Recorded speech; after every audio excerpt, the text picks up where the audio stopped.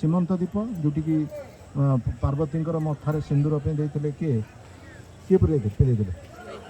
चैतन्य। हाँ ठीक जानते से दीप जाते पुणी आम जोगपीठी को गले जोटा चैतन्य महाप्रभु जन्मस्थान सी गोटे दीप दीटा दीप आम परिक्रमा कर 7टा दीप से 7टा 9टा दीप संपूर्ण भाव में चैतन्य महाप्रभु लीलाखेला कर गोटे गोटे दीप तेणु से नवदीप गोटे कहुच्छे जाह्न दीप अंतरदीप गोद्रुम दीप आमर नई आरपटे आम जो डंगार जाऊे आरपटे जोटा गोद्रुम दीप ये भाव में 9टा दीप रही है 9टा दीप चैतन्य महाप्रभु जो लीलाखेला सब कर आउ कार कौन बुझार हाँ गौरांग महाप्रभु जी से हूँ चैतन्य महाप्रभु गौरांग महाप्रभु हूँ गौर अंग बोली नाम था गौरांग महाप्रभु से दीक्षा पूर्व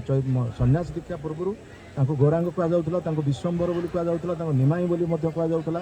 कि जो दीक्षा नहीं सारे सन्यास दीक्षा नाम है श्रीकृष्ण चैतन्य दीक्षा नाम हूँ श्रीकृष्ण चैतन्य आउ नित्यानंद होती स्वयं बलराम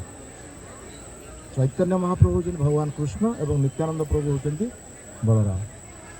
जी कि एकचक्रा ग्राम से जन्मग्रहण करते एवं सी नित्यानंद प्रभु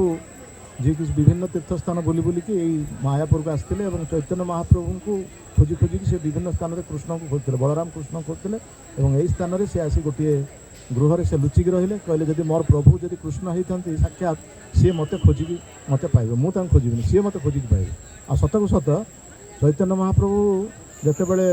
जानिले जे नित्यानंद प्रभु आसचंती मायापुर से अंतर्जामी सूत्र जानीपारे से पार्षद मान कहले देख कौटी जड़े अच्छा जड़े महापुरुष जड़े लुचिकी अच्छा तुम जा खोजिकी आण रूपर वर्णना देले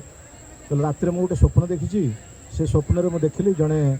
बहुत सुंदर दिव्य पुरुष मो घर आगे आसी छिड़ा हेले रथर से आछंती पिंधि नील वस्त्र बलराम वस्त्र कौन नील वस्त्र तेणु सी नील वस्त्र पिंधि देखा सुंदर कानरे गोटे कुंडल अच्छी आउ सी खोजिले कहले कौट कृष्ण मोर अच्छा मोर भाई कौटी अच्छे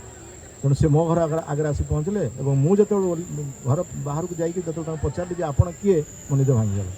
तेणु सी महापुरुष जनक ये कौटी अच्छा तुम्हें जाकि खोजिकी आण एवं ये मैंने सब पार्षद मान गले खोजी कहीं पाइले निजे चैतन्य महाप्रभु प्रिय भक्त श्रीवास पंडित को आज श्रीवास मैंने जाते श्रीवास पंडित को लेकिन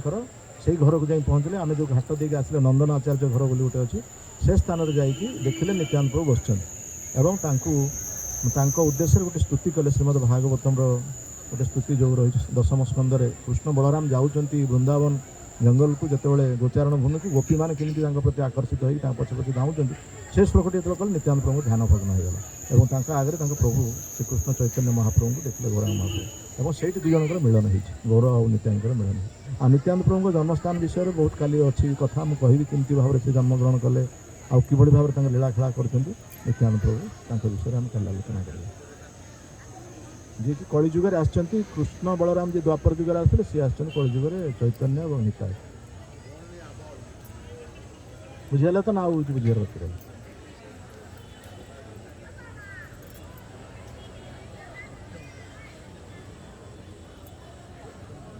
आउ कौन कहार बुझार अच्छे पचार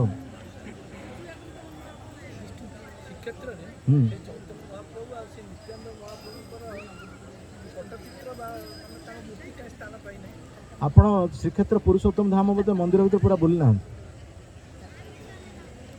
दक्षिण द्वार चैतन्य महाप्रभु षडभुज गौरांग महाप्रभु ना मूर्ति हाँ अच्छे ना ना आप देखी ना आपण तो आपण ओडिशार लोक है कि पुरी मंदिर भीतर सब जगह जाइना कौन कह आप गंभीरा जाइए से सब जान सिद्ध बकुल जाइए कौन ना स्थान पाइना आप जानी ना आप देखी ना हाँ चैतन्य महाप्रभु पाद चिन्ह पुणी मंदिर एपटे आनंद बजार पाखे अच्छी पद चिन्ह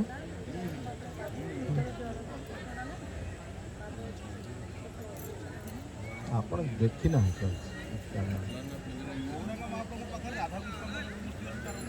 आज्ञा हाँ माने राधा कृष्ण मिलित तनु हूँ गौरांग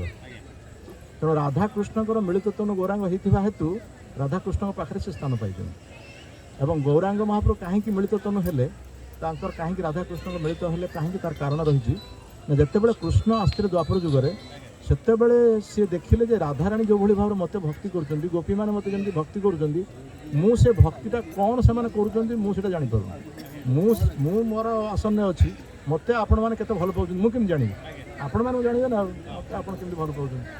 ଯିଏ ବସିଛି ଏଠି ଆସନରେ ସେ ଜାଣିପାରିବନି ତେଣୁ ନିଜେ କୃଷ୍ଣ ଚିନ୍ତା କଲେ ମୋତେ ରାଧା କେତେ ଭଲ ପାଆନ୍ତି ମୋତେ ଗୋପୀମାନେ କେତେ ଭଲ ପାଆନ୍ତି ତେଣୁ ସେମାନେ ଯେଉଁ ଭଲ ପାଉଛନ୍ତି ତାଙ୍କର ଭଲ ପାଇବାର ପ୍ରତିଦାନଟା ମୁଁ ଦେଇପାରୁନି ମୋତେ ସେ ଯେଉଁ ପ୍ରକାର ଭଲ ପାଉଛନ୍ତି ମୁଁ ତାଙ୍କୁ ଛାଡ଼ିକି ପଳେଇ ଆସିଲି ବୃନ୍ଦାବନ ଛାଡ଼ିକି ମଥୁରା ପଳେଇ ଆସିଲି ତାଙ୍କୁ ସେମାନେ ଚାହୁଁଥିଲେ ମୁଁ ରହିବା ପାଇଁ କିନ୍ତୁ ମୁଁ ତାଙ୍କୁ ଆଶ୍ୱାସନା ଦେଲି ଯେ ରହିବି ବୋଲି କିନ୍ତୁ ଆସିପାରୁନାହିଁ ତେଣୁ ଏ ପ୍ରକାର ଭାବରେ ଭଗବାନ କୃଷ୍ଣ ଚିନ୍ତା କଲେ ଯେ ଗୋପୀମାନଙ୍କର ପ୍ରତିଦାନ ରାଧାରାଣୀଙ୍କ ପ୍ରତିଦାନ ମୁଁ ଦେଇପାରୁନାହିଁ ତାଙ୍କର ଯେଉଁ ଋଣ ମୁଁ ଶୁଝିପାରୁନାହିଁ ସେଥିପାଇଁ ମୋତେ ଏ ପ୍ରକାର ଏକ ରୂପ ଗ୍ରହଣ କରିବା ପାଇଁ ପଡ଼ିବ ଯେଉଁଟାକି ମୁଁ ସେଇ ରୂପ ଧାରଣ କରିବି ଯେଉଁଟା ରାଧାଙ୍କର ରୂପ ବା ଗୋପୀମାନଙ୍କର ଭାବ ସେଇ ଭାବ ଧରିକି ମୁଁ ଆସିବାକୁ ପଡ଼ିବ ତେଣୁ ସେଥିପାଇଁ ଯେଉଁ ଚୈତନ୍ୟ ମହାପ୍ରଭୁ ହେଉଛନ୍ତି ରାଧା ଭାବ ରାଧାଙ୍କର ଯେଉଁଭଳି ଭାବ କୃଷ୍ଣଙ୍କ ପାଇବା ପାଇଁ ଚୈତନ୍ୟ ମହାପ୍ରଭୁ ସେଇ ଭାବ ପ୍ରଦର୍ଶନ କରୁଛନ୍ତି ହାତ ଟେକିଛନ୍ତି ହାତ ଟେକି କାହାକୁ ନାମ ଉଚ୍ଚାରଣ କରୁଛନ୍ତି କୃଷ୍ଣ ନାମ ଉଚ୍ଚାରଣ କରୁଛନ୍ତି ରାଧାରାଣୀ ସେମିତି କୃଷ୍ଣଙ୍କ ବିରହରେ ହା କୃଷ୍ଣ ବହି କହୁଥିଲେ ଆଖିରୁ ଧାର ଧାର ହେଇକି ଲୁହ ବାହା ଯାଉଥିଲା ଯେତେବେଳେ ବୃନ୍ଦାବନ ପଡ଼ିଥିଲେ ନା ବୃନ୍ଦାବନ କୃଷ୍ଣ ଚାଲି ଯାଇଥିଲେ ମଥୁରା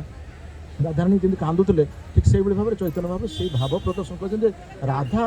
ମୋତେ ମୋର ବିରହରେ ଯେଉଁଭଳି ଭାବରେ କ୍ରନ୍ଦନ କରୁଛି ମୁଁ ମଧ୍ୟ ସେଇଭଳି କ୍ରନ୍ଦନ କରି କେମିତି ରାଧାଙ୍କର ଭାବଟାକୁ ମୁଁ ଜାଣୁଛି ସେଥିପାଇଁ ରାଧା ଏବଂ କୃଷ୍ଣ ଭିତରେ ଅଛନ୍ତି କୃଷ୍ଣ ବାହାରେ ଅଛନ୍ତି ରାଧା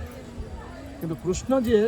ଯେତେବେଳେ କୃଷ୍ଣ ଅଛନ୍ତି କୃଷ୍ଣ ରାଧା ଦୁଇଟା ତନୁ ମାନେ ରାଧାଙ୍କର ଭାବ କୃଷ୍ଣଙ୍କର ଭାବ ଅଲଗା କିନ୍ତୁ ଦୁଇଟା ମିଶିଗଲେ କୃଷ୍ଣ ଏବଂ ରାଧା ଦୁଇ ଜଣ ମିଶିଗଲା ମାନେ ସେ ଦୁଇଟା ଭାବକୁ ଜାଣିଲେ ଯେଉଁଟାକି ଚୈତନ୍ୟ ମହାପ୍ରଭୁ ହେଉଛନ୍ତି ସ୍ୱୟଂ ସମ୍ପୂର୍ଣ୍ଣ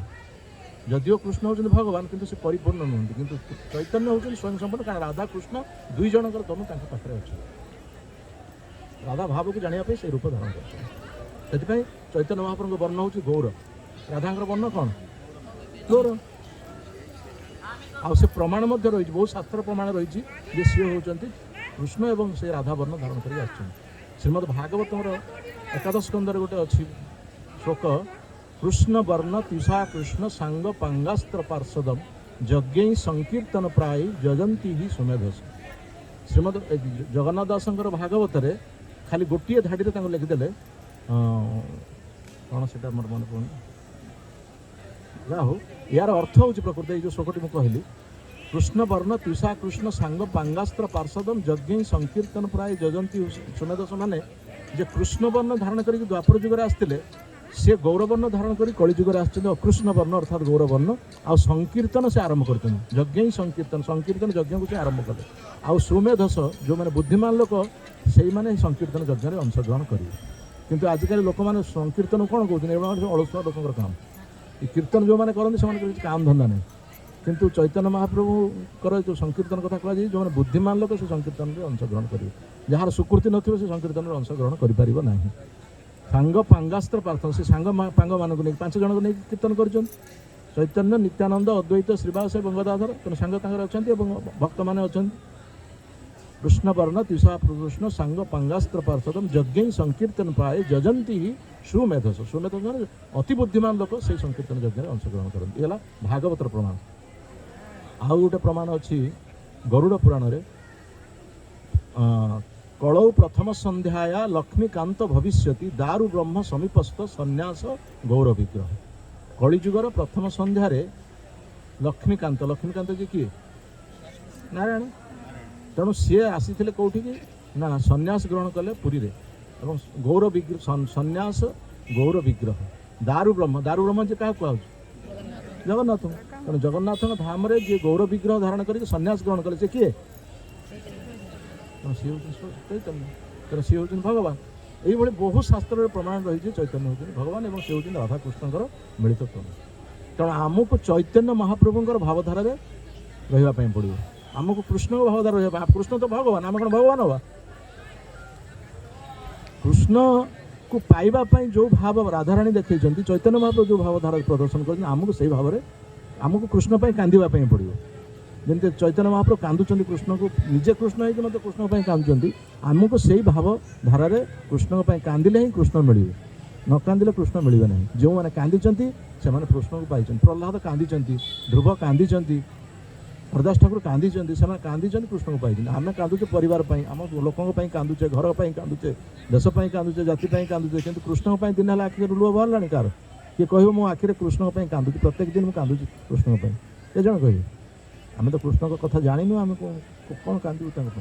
किंतु राधा भाव धारण करके चैतन्य महाप्रभु सब कांदुले आखिर लोह आ सब हा कृष्ण बही कहते जहाँ को देखुते कृष्ण कृष्ण कही मूर्छा भी हो प्रकार भाव यहाँ समस्त द्वारा संभव नहीं तेणु सी हूँ परिपूर्ण गौरांग महाप्रभु।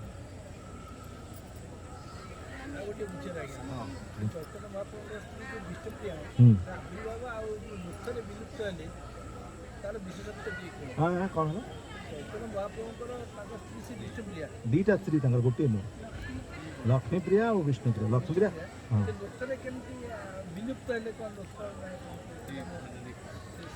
नथरे विलिप्त है कौटू मुझे ऑटो वाला कथा मत पचारे ऑटो वाला कौन शास्त्रीय प्रमाण दे सी गोटे कौट शुणु शास्त्र कौन कथा रही मत कह हाँ विष्णुप्रिया कथा कहतु विष्णुप्रिया बह करते चैतन्य महाप्रभु जो लक्ष्मीप्रिया चलीगले से विष्णुप्रिया बह कले किंतु बह कर चैतन्य महाप्रभु सन्यास ग्रहण कले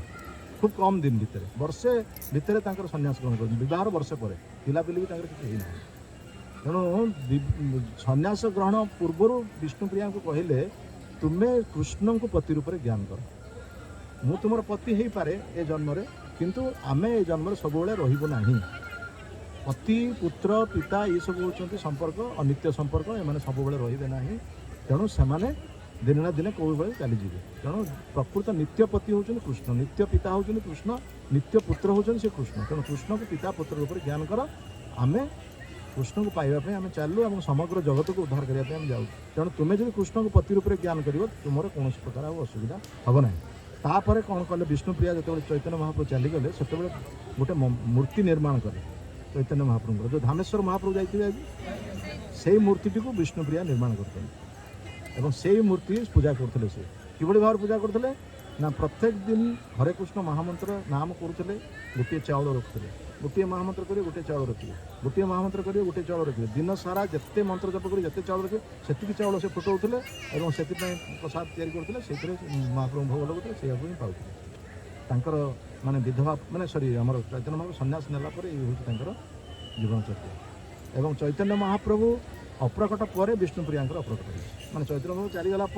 तर त्याग कलापर विष्णुप्रिया अप्रकट माँ भी बची थे चैतन्य महाप्रभु चलीगला चैतन्य महाप्रभु बयस मात्र 48 वर्ष 48 वर्ष से अप्रकट होती माने पूरी धाम तेणु से सब थे विष्णुप्रिया थे सच्चिमाता थे जो नथपथ वर्णना एगुड़ा सब भूल एगुड़ा सब कुछ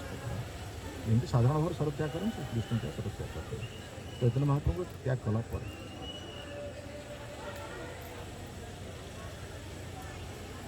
आउ कार किसी पचार अच्छे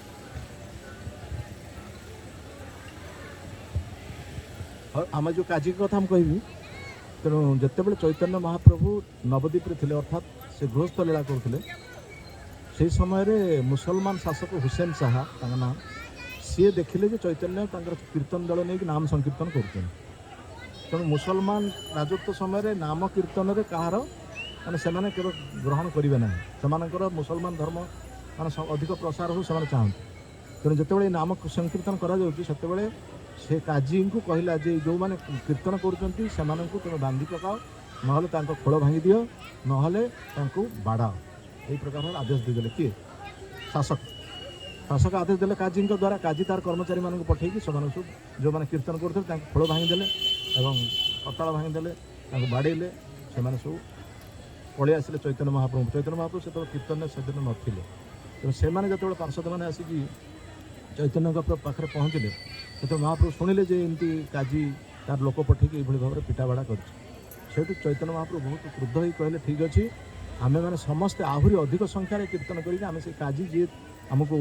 आज ये प्रकार दंड देती पाखक आम जा समस्त या कह बहुत भक्त को लेकिन बहुत लोक नहीं कीर्तन करके खोल करताल धरिकी जाकि काजी घरे पहुँचले और काजी घरे पहुँचले तो काजी आठ धरा देलानी माने देखा देलानी लुचिला तो काजी जो लुचिला सी घर भर गले निजे चैतन्य महाप्रभु से जाकि सी खोजिले काजी कौटी लुचि और देखिले घर कोण गोटे कोई लुचि देखिले काजी हूँ बयस अधिक अजा बयस माने बुढ़ा सी ये हूँ नाती ସେଠୁ ଚୈତନ୍ୟ ମହାପ୍ରଭୁ କହିଲେ ତୁମେ କ'ଣ ଏମିତି ଲୁଚୁଛ କାହିଁକି? ତୁମେ ତ କାଲି ଆମର ଲୋକଙ୍କୁ ଯେଉଁ ପ୍ରକାର ପିଟାବାଡ଼ା କଲ ଏବଂ ଖୋଳ କରତଳ ଭାଙ୍ଗିଲ, ଆଜି ଆସି ଲୁଚିଲେ କାହିଁକି? ମୁଁ ତୁମର ନାତି ଭଳି ହେବି, ତୁମେ ମୋର ଜେଜେ ଅଜା ଭଳି ହେବ, ତୁମେ କ'ଣ ମୋତେ ଭୟ କରି ଲୁଚୁଛ? ସେଠୁ କାଜୀ କହିଲା ଯେ ମୁଁ ଗୁପ୍ତ ଭାବରେ ଆପଣଙ୍କୁ କହିବି ଗୋଟେ କଥା, ଯେଉଁମାନେ କି ଏଇ ଯେଉଁ ସଂକୀର୍ତ୍ତନ ଲୋକମାନେ ଏମାନେ ରହିବେ ନା। କହିଲେ କ'ଣ ହେଲା, ଅସୁବିଧା କ'ଣ ଅଛି? ସେମାନେ ଶୁଣିଲେ କ'ଣ ଅସୁବିଧା ଅଛି? ନା ମୁଁ ସେମାନଙ୍କ ଠାରୁ ଟିକେ ଦୂରେଇ ରହି କଥା କହିବି। ତାଙ୍କୁ ବାହାର କରିଦିଆଗଲା, ସେମାନେ ଚାଲିଗଲେ ବାହାରକୁ। ଚୈତନ୍ୟ ମହାପ୍ରଭୁ ଏବଂ କାଜୀଙ୍କ ଭିତରେ ବାର୍ତ୍ତାଳାପ। ସେଠୁ କାଜୀକି ଇଏ ପଚାରିଲେ ଯେ କାହିଁକି ତୁମେ ସଂକୀର୍ତ୍ତନକୁ ବିରୋଧ କଲ ଏବଂ ସଂକୀର୍ତ୍ତନ କ'ଣ ପାଇଁ ବନ୍ଦ କଲ? ନା ଆମକୁ ଶାସକ ଆଦେଶ ଦେଇଛନ୍ତି, ଯେ ଆମର ଶାସକ ସିଏ ଆଦେଶ ଦେଲେ, ମୁଁ ମୋର ତାଙ୍କ ଆଦେଶ ପାଳନ କରିବା ଲୋକ, ମୋର କ'ଣ କରିବି? ତେଣୁ ମୁଁ ଯେତେବେଳେ ଏଇସବୁ କାର୍ଯ୍ୟ କଲି, ଯେଉଁ ବାଡ଼ାପିଟା କଲି, ଖୋଳ କରତଳ ଭାଙ୍ଗିଲି, ସେଇଦିନ ରାତିରେ ମୁଁ ଶୋଇଛି, ଗୋଟେ ସ୍ୱପ୍ନ ମୁଁ ଦେଖିଲି। ସେ ସ୍ୱପ୍ନରେ କ'ଣ ଦେଖିଲି ନା ଜଣେ ଆସିକି ଗୋଟେ ବିରାଟ ଭୟଙ୍କର ଲୋକ, ସିଏ ଆସିକି ମୋ ଛାତିରେ ଚଢ଼ିଛି ଏବଂ ଛାତିକି ସେ ଚିରୁଛି, ଛାତିକି ଫାଡ଼ୁଛି, କହୁଛି ଯେ ତୁମେ ମୋର ସଂକୀର୍ତ୍ତନକୁ କାହିଁକି ବିରୋଧ କଲ? ଯେମିତି ହିରଣ୍ୟକଶିପୁକୁ ଫାଡ଼ିଥିଲେ ନୃସିଂହଦେବ, ଠିକ୍ ସେଇଭଳି ଭାବରେ ଜଣେ ବିରାଟ ଭୟଙ୍କର, ଯେମିତି ମୁଖ ହେଉଛି ସିଂହ ଭଳି, ଶରୀର ହେଉଛି ମଣିଷ ଭଳି, ସେଇଭଳି ଲୋକ ଜଣେ ଆସିକି ମୋ ଛାତିକୁ ଫାଡ଼ୁଛି, ଫାଡ଼ି କହୁଛି ତୁମେ କେବେ କୌଣସି ପ୍ରକାର ସଂକୀର୍ତ୍ତନକୁ ବିରୋଧ କରିବ ନାହିଁ। ତେଣୁ ଯଦି ଆଉ ଥରେ ପରବର୍ତ୍ତୀ ସମୟରେ ବିରୋଧ କର, ତାହେଲେ ମୁଁ ତୁମକୁ ହିରଣ୍ୟକଶିପୁ ଫାଡ଼ିଲା ବେଳେ ତୁମେ ମାରିଦେବି ଜୀବନ। এইটা যেତେବେଳେ ମୁଁ ଦେଖିଲି, ସେଥିପାଇଁ ମୋର ଭୟ ହେଇଛି, ତେଣୁ ଆଉ ସଂକୀର୍ତ୍ତନକୁ ମୁଁ କେବେ ହେଲେ ବିରୋଧ କରିବି ନାହିଁ। ତାପରେ ଚୈତନ୍ୟ ମହାପ୍ରଭୁ ତାଙ୍କୁ ପୁଣି ପଚାରିବେ, କହିବେ ତୁମ କୋରାନରେ କେଉଁଠି ଲେଖା ଅଛି ଯେ ଗାଈ ଯେଉଁ କ୍ଷୀର ଦେଉଛି ଆମକୁ, ସେ ହେଉଛି ଆମର ମାତା, ଆଉ ବଳଦ ଯିଏ ଆମକୁ ହଳରେ କରୁଛି, ହଳ ଯିଏ କରୁଛି, ଶସ୍ୟ ଉତ୍ପନ୍ନରେ ସାହାଯ୍ୟ କରୁଛି, ସେ ହେଉଛନ୍ତି ଆମର ପିତା। ତେଣୁ ପିତା ମାତା ମାରି ଖାଇବା ପାଇଁ କେଉଁ ଶାସ୍ତ୍ରରେ ତୁମ ଲେଖା ହେଇଛି କୋରାନରେ? ଅଛି? କୋରାନରେ କ'ଣ ଅଛି ଗାଈ ଗୋରୁ ଖାଇବା ପାଇଁ? ନାହିଁ। ପ୍ରକୃତରେ ଯେଉଁ ମୌଲବୀମାନେ, ଯେଉଁମାନେ ତାଙ୍କର ମୁସଲମାନଙ୍କର ମୌଲବୀମାନେ ତାଙ୍କୁ ପଚାରିବେ ଯେ କୋରାନରେ ଏସବୁ ଗୋହତ୍ୟା କଥା ନାହିଁ, କିନ୍ତୁ ସେମାନେ ସମ୍ପ୍ରଦାୟରେ ସେମାନେ କରୁଛନ୍ତି। ସେଠୁ ସିଏ କାଜୀ ମନା କଲା, ନା ତାହେଲେ କରୁଛ କାହିଁ? ନା ସମ୍ପ୍ରଦାୟ ଆମମାନଙ୍କର ଯେତେବେଳେ ପୂର୍ବପୁରୁଷମାନେ କରୁଛନ୍ତି, ଆମେ ସେମିତି କରୁଛେ। କିନ୍ତୁ ଯେ ପ୍ରକୃତ ମୁସଲମାନ, ଯେଉଁମାନେ ପ୍ରକୃତ ଭାବରେ ନୈଷ୍ଠିକ ମୁସଲମାନ, ସେମାନେ ଏ କାର୍ଯ୍ୟ କରିବେନି। କିନ୍ତୁ ଏମାନେ ସବୁ ଏଇଭଳି କରୁଛନ୍ତି। ଯେମିତି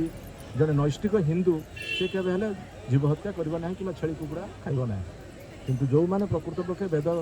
ପାଳନ କରୁନାହାନ୍ତି, ଶାସ୍ତ୍ର ପାଳନ କରୁନାହାନ୍ତି, ଶାସ୍ତ୍ର ନିୟମ ପାଳନ କରୁନାହାନ୍ତି, ସେମାନେ ଏ କାର୍ଯ୍ୟ କରିବେ। ତେଣୁ ଶାସ୍ତ୍ରରେ ବିଷୟରେ ଗୀତାରେ ଯାହା କୁହାଯାଇଛି, କୋରାନରେ ସେ କଥା କୁହାଯାଇଛି, ବାଇବଲରେ ସେ କଥା କୁହାଯାଇଛି। ତେଣୁ ସେଥିପାଇଁ କାଜୀ ସେଠି କହିଲା ଯେ ମୁଁ ସମ୍ପ୍ରଦାୟରେ ରହିଛି ବୋଲି କରୁଛି, କିନ୍ତୁ ଆଉ ପରବର୍ତ୍ତୀ ସମୟରେ କରିବି ନାହିଁ। ତେଣୁ ମୁଁ ବର୍ତ୍ତମାନ ଚାହୁଁଛି ଆଉ ସଂକୀର୍ତ୍ତନକୁ ବିରୋଧ କରିବି ନାହିଁ, ମୁଁ ବୈଷ୍ଣବ ହେବି। ତେଣୁ ଚୈତନ୍ୟ ମହାପ୍ରଭୁ କହିଲେ, ଯଦି ତୁମେ ବୈଷ୍ଣବ ହେବ ତାହେଲେ ଲେଖିଦିଅ, এই ସନନ୍ଦଟା ସବୁଦିନ ପାଇଁ ରହିବ, ତୁମ ପରିବାରରେ ମଧ୍ୟ ସମସ୍ତେ ଏହାକୁ ଗ୍ରହଣ କରିବେ। ତେଣୁ ସେ କାଜୀ ଯେଉଁ ସନନ୍ଦଟା ଲେଖିଦେଇଥିଲା, ସେଇ ସମାଧି, ଆମେ ଯେଉଁ ସମାଧି ଦେଖିକି ଆସିଲେ, ଚାନ୍ଦ କାଜୀର ସମାଧି, ସେ ସମାଧିରେ ସେ ସନନ୍ଦଟା ଲେଖା ହେଇକି ବର୍ତ୍ତମାନ ସୁଦ୍ଧା ବି ରହିଛି। ଆମେ ତା ଭିତରକୁ ତ ଛାଡ଼ୁନାହାନ୍ତି, ତେଣୁ ଆମେ ଖାଲି ବାହାରୁ ଦେଖିକି ପଳେଇବା। ତେଣୁ କାଜୀ ସେଇଦିନଠାରୁ ବୈଷ୍ଣବ ହେଲା ଏବଂ ସିଏ ମରିଗଲା ପରେ ଚୈତନ୍ୟ ମହାପ୍ରଭୁ, ଆପଣମାନେ ନିଜେ ନିଜେ କଥା ହେବେ, ମୋ କଥା କ'ଣ ଶୁଣିବେ? ଆପଣ ପ୍ରଶ୍ନ ପଚାରି ମୁଁ ଉତ୍ତର ଦେବି, କିନ୍ତୁ ଆପଣ ନିଜେ ନିଜ ଭିତରେ କଥା ହେବେ। ଏଇ ହେଉଛି ଓଡ଼ିଆ ଲୋକଙ୍କର, এটা ଗୋଟେ ମାନେ କଥା କହିବା ସମୟରେ ଯଦି ଡିଷ୍ଟର୍ବ ହେବ, ଏଇଟା ଅପମାନ। ଯିଏ କହୁଥିବ ତାକୁ ବିରକ୍ତି ଲାଗିବ। ବୈଷ୍ଣବ ଧର୍ମ ଦୀକ୍ଷିତ ହେଲା ପରେ ତାଙ୍କ ନାଁ ତ ପୁଣି ଚେଞ୍ଜ ହେଇଥିବ। ସେ ସବୁ ବର୍ଣ୍ଣନା